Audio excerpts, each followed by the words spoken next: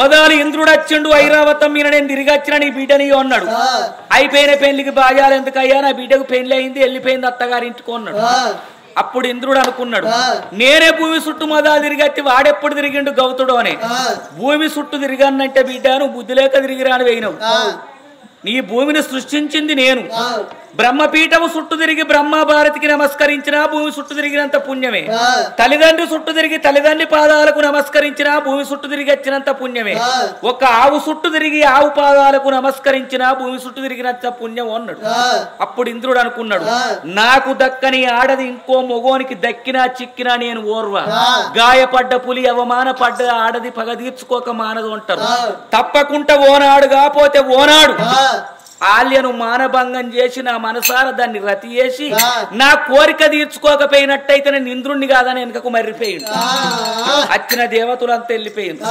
అప్పుడు ఆల్యను తీసుకొని ఈ గౌతమ మహర్షి కొప్పుకొండలకు వచ్చి కాపురమే ఆలయ గోపురం అనుకోని కలిసి కాపురం పెట్టే వాళ్ళ గర్భాన అందమైన అడవిల్ల ఉట్టింది ఓ రామ రామ.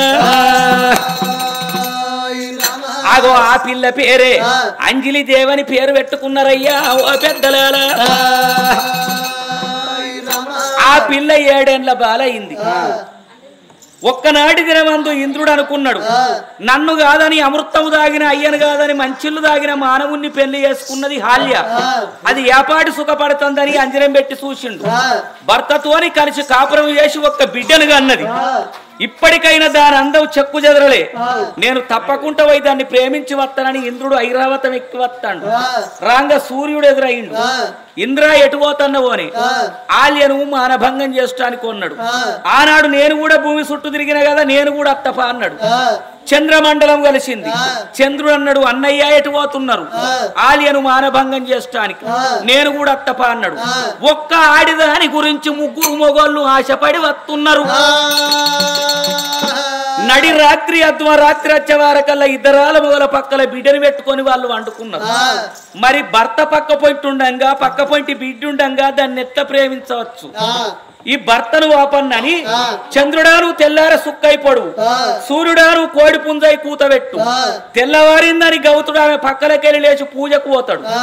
పూజలు వేయినాక అయిన లెక్క వేషం కట్టుకొని పోయి ఆమెను నేను మానభంగం చేస్తా అని 3 ఏకమైనరు. వాళ్ళ ఈ మూతులు కలిసిన ముచ్చట్లు, చేతులు కలిసిన సప్పట్లు. అప్పుడు చంద్రుడు తెల్లార చుక్కై పొడిచిండు.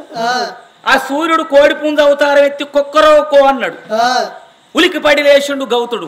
ఎంత పని చేస్తే తెల్లవారుజాము అవుతుంది, కోళ్లు కూస్తున్నాయి, బ్రహ్మముహూర్తం దాటిపోతున్నది, నేను స్నానం అనుష్ఠానం చేసుకొని సూర్యునికి